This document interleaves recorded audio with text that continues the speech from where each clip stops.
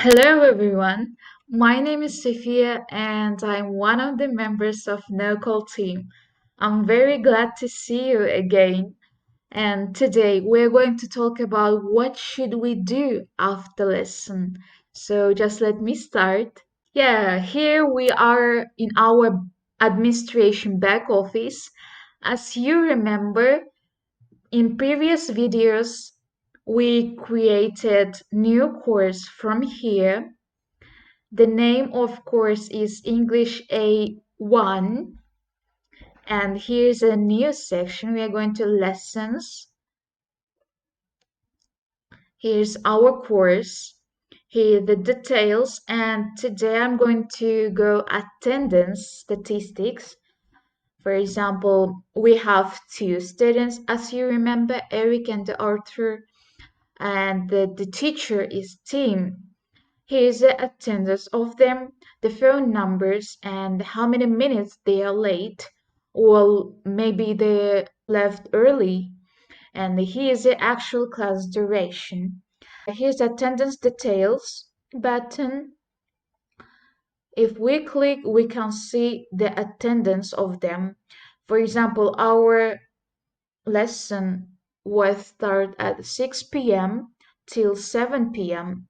If my students were in class, here will be in blue color, and the gray color means they didn't come to class. I forgot to talk about this section. For example, if you have a lot of teachers, you can choose your teacher. Team, confirm, search, and here I can see only Team's lessons. I can go to details just to know more a bit, and also I can click students. I can choose course also. Our course is English A. Search. Yes, here's our course. The next section is supervision. As you remember, when we created the course,